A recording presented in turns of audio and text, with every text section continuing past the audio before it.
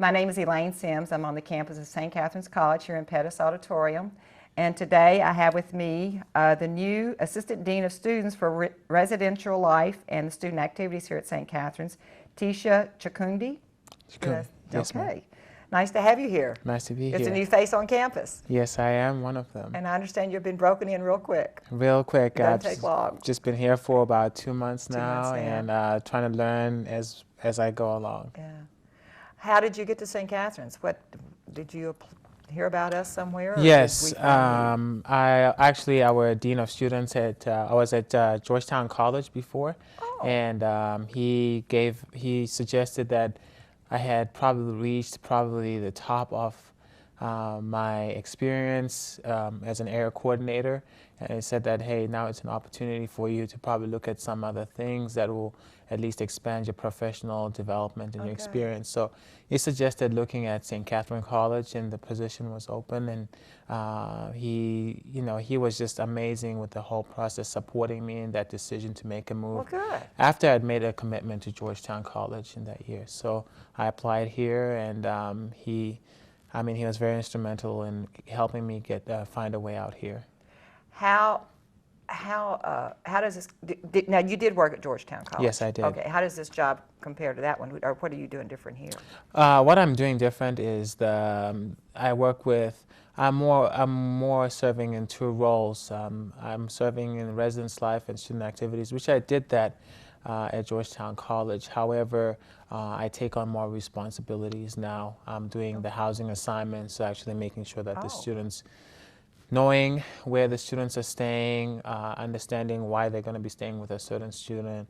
I work with an assistant director, Stephanie Pollard, and she's helpful, and she knows what everything has functioned like before, and so she helps me as I try to figure out how do we make the residence life experience one that's going to be enjoyable for the students. With all the students we have here on campus, I'm sure you're quite busy. Yes.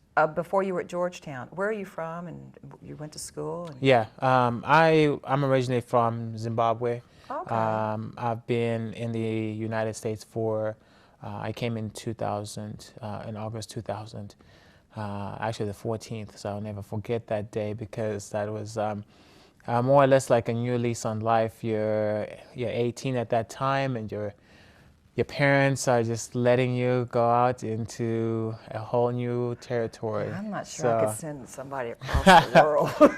Right, well. Wow. And so came out there, started off in community college, which I think was a great opportunity, because that helped me with the transition was a little bit easier, a lot easier actually, in that I had a chance to get accustomed to the American college system. Also, not at an overwhelming pace. I can't imagine being at a big state school and trying to get acclimated to that. So they, while you don't understand why your parents send you to college and the environment that they do, there's a reason behind it. They wanted to make sure that I was surrounded with the supporting cast that would help me. So it was a good decision, and I went to Lee's College in Jackson, Kentucky, which is in Breathitt County, and it was close. How did you find that? It was an internet search, and the power of the internet is unreal. Even in Africa, what that can do for people. Did you come from Zimbabwe to Lee's College? Mm-hmm. Yeah. By yourself? I was picked up at an airport by my RD, my whole director. Wow. And she, the plane landed in Chicago. I was on the plane, got out Chicago, and there just happened to be one of the stores, I think it's like the electronic stores, I wanted to go and check out. It was a big retail store, Radio Shack actually. So it was across the bus station where I was. So I had my suitcases. I had about $4,000 in traveler's checks because I had to pay for my tuition and pay for my housing. Wow. And there I was trying to cross the street to go and see that, and one of the safety officers at the bus station said, "Young man, I don't think that's a good idea with all your bags." And that's probably some of the best advice I had ever received. because you're 18, you just go on there, you know, you get robbed. What do you tell your Well, parents you're in a after? different country. Yeah, what do you tell your parents when all your bags and all that money is stolen? You know, yeah. So I was there, did my 2-year degree in information technology. I really loved it. Great professors, my host family, I met them out there. And then I went to Eastern Kentucky University Oh, and okay. did my undergraduate in information systems. And then I did my master's in business administration there too. So. When you came here, did you think you would stay? Did you think you would maybe, would there have been an opportunity for you in Zimbabwe for you to have gone Yeah, back? there would have been an opportunity, I believe. It was just a matter of you come here. I can't tell you about what it means for someone to come and live in the United States and study here. The opportunities are endless. And so I believe I could not look away from those things. And at home, life is a little bit tough. It's really tough, actually. A little doesn't do justice saying a little bit tough, but I have friends who have had to move and relocate just to find a better way of life. Some of my friends are still there, and they're trying to make do with what they have. But when you come here, I won't forget.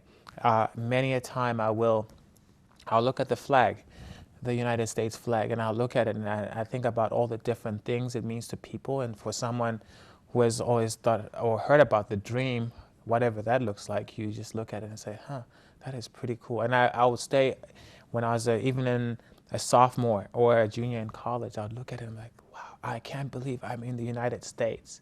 Wow. You know, just those kind of feelings would run through your mind. You couldn't believe it. So, yeah.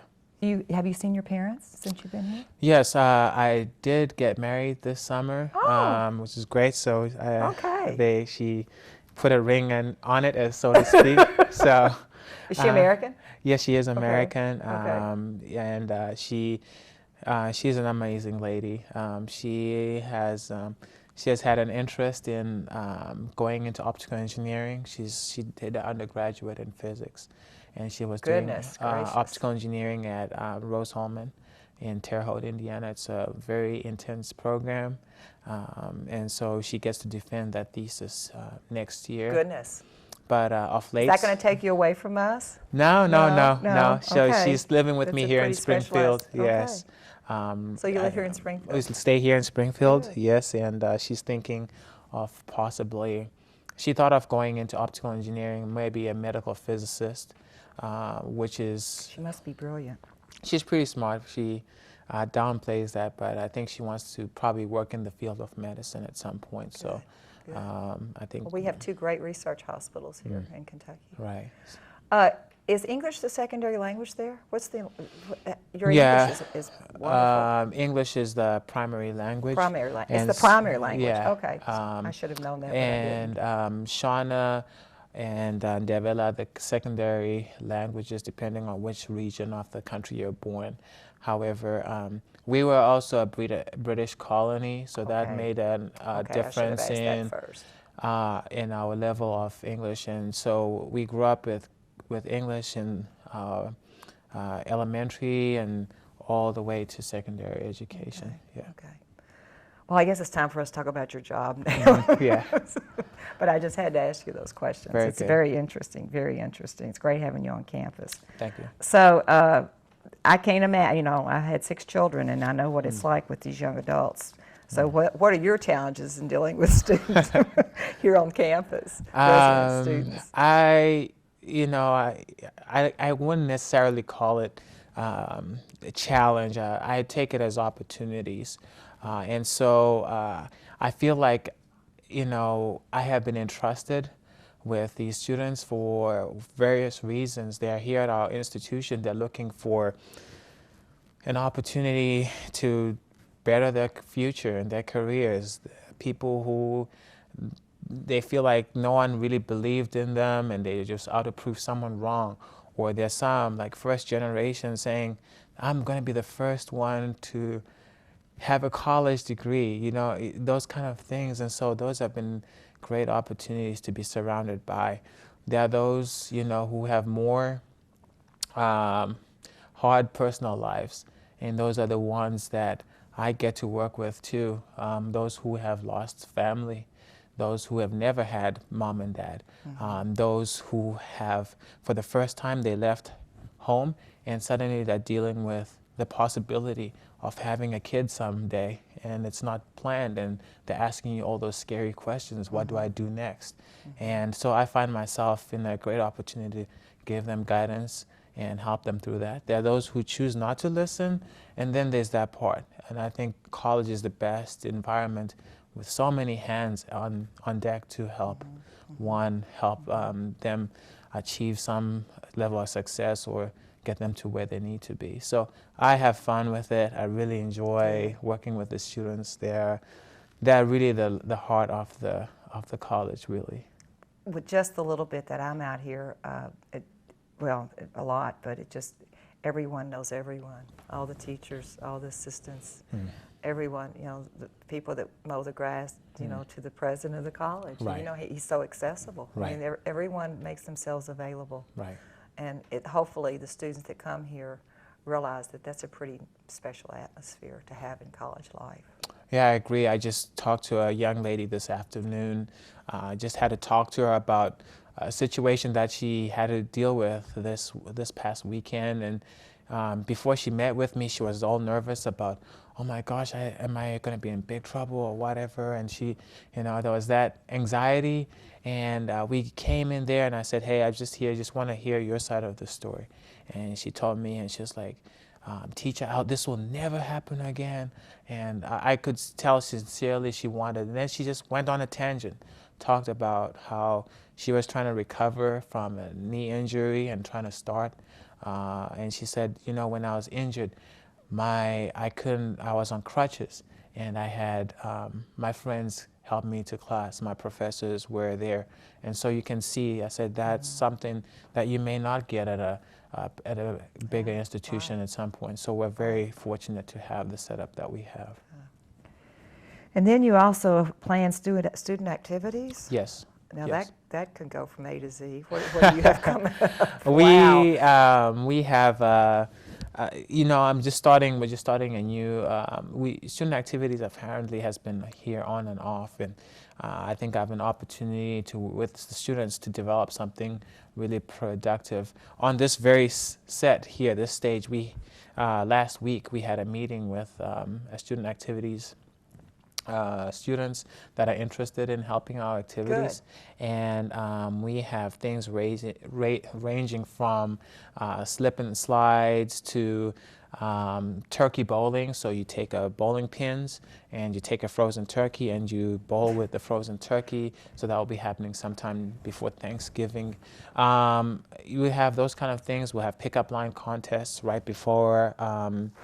That's one of my favorites, the pickup line contest, because some guys, you came up to you and like, teacher, I'm about to go on a date, I just don't know what to say. And so I just made a spin-off and made fun with it, and they say pickup line contest, and a lot of people come for that right before Valentine's Day, and they really... So it's a continuous conversation? Oh, yeah, yeah. You just start a little... Yeah, you just start with things like that. You just come up with an idea, and then we have judges who rate how good that pickup line was, whether it was good, bad, or whatever it is. So there's fun with that. That is, that's fun. It really creates a lot of chuckles. But there's that, and we do also try to do some educational things that come along with that.